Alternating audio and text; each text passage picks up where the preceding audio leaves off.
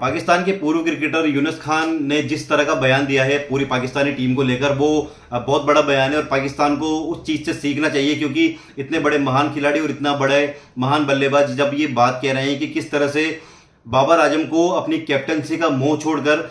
Team की तरफ ध्यान देना चाहिए और अपनी बैटिंग की तरफ ध्यान देना चाहिए। ये बहुत बड़ी बात यूनुस खान की तरफ से निकल कर आई है कि उन्होंने बयान दिया है कि बाबर आजम कैप्टनसी के मोह में अपनी बैटिंग और अपने जो बैटिंग रेस्पॉन्सिबिलिटी उसको भूलते जा रहे हैं और अपने देश के प्रति जो उनका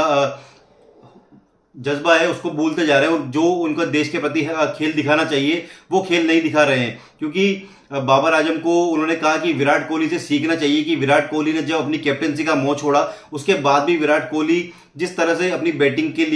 लिए जाने जाते हैं और किंग और गोट उन्हें कहना इसीलिए नहीं कहा जाता कि वो बस खड़े रहते हैं और टीम के लिए कुछ नहीं करते हैं, वो इसलिए कहा जाता है क्योंकि वो टीम के लिए सब कुछ करते हैं और अपनी जान लड़ा देते हैं और जो एग्रेशन वो सामने वाली टीम के ऊपर थोपते हैं उससे सामने वाली टीम सदमे में पहुंच जाती है और लड़खड़ाकर हार मान लेती है। तो ये बहुत बड़ी बात है कि यूनुस खान का इस तरह का बयान देना और उन्होंने कहा कि किंग कोहली का जिस तरह से खेलना और जिस तरह से वो खेलते हैं और जिस तरह से वो रिकॉर्ड पे रिकॉर्ड बनाते हैं वो बाबर आजम को सीखना चाहिए। हालांकि बाबर आजम ने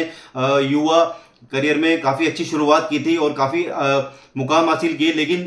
पिछले 2-3 साल में जिस तरह से बाबर आजम डाउन गए हैं वो एक अलग बात है कि वो अपनी कैप्टनसी को नहीं छोड़ रहे और अपने जो प्लेयर्स है उनके साथ जो प्लेयर खेलते हैं उन्हीं को बार बार खिलाते रहना और बाकी अपनी बैटिंग पर ध्यान न देना, ये बहुत बड़ी बात है। क्योंकि पाकिस्तानी टीम बहुत बुरी तरीके से हाल फिलहाल में पिछले 2-3 सालों में आ रही है। हमने देखा कि किस तरह से उनको यूएसए ने हराया है जो पहली बार T20 वर्ल्ड कप में खेल रहे थे। इस तरह से उस टीम से हारना, जिस तरह की टीम यूएसए हमने देखी थी कि पहली बार T20 वर्ल्ड कप में आई थी, उस टीम से हारना बहुत बड़ी बात है, पाकिस्तान के लिए शर्म की बात है। और अफगानिस्तान, बांग्लादेश,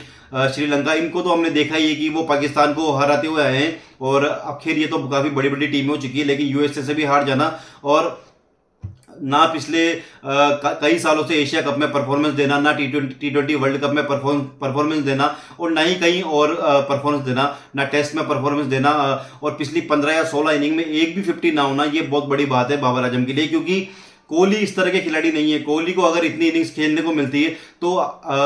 आराम से उनकी 5-6 50 या 2-3 शतक वहां पर हमें नजर आते हैं, क्योंकि उसे ही विराट कोहली कहा जाता है जो अपना रूप बड़ा करके दिखाता है। और ये बात यूनुस खान ने कहा है कि बाबर आजम को कैप्टनसी का मोह छोड़कर अब अपनी बैटिंग पर ध्यान देना चाहिए और उन्हें सोचना चाहिए कि किस तरह से मैं अपने देश के प्रति अपना फर्ज अदा करूं और जो मेरे इतने बड़ी फैन फॉलोइंग है पाकिस्तान के अंदर, उन फैंस को मैं हंसी खुशी का मौका दूं अपनी बैटिंग। यूनुस खान जो कि इतने बड़े क्रिकेटर रहे हैं पिछले कई सालों से और हमने देखा है कि वो जबरदस्त बैटिंग करते थे और कई तगड़ी टीम में रहे हैं पाकिस्तान की में कई साल तक। तो ये बहुत बड़ी बात है कि पाकिस्तानी टीम पहले काफ़ी मजबूत थी, लेकिन हाल फिलहाल में उनको छोटी छोटी टीमों से हार खाना पड़ रहा है और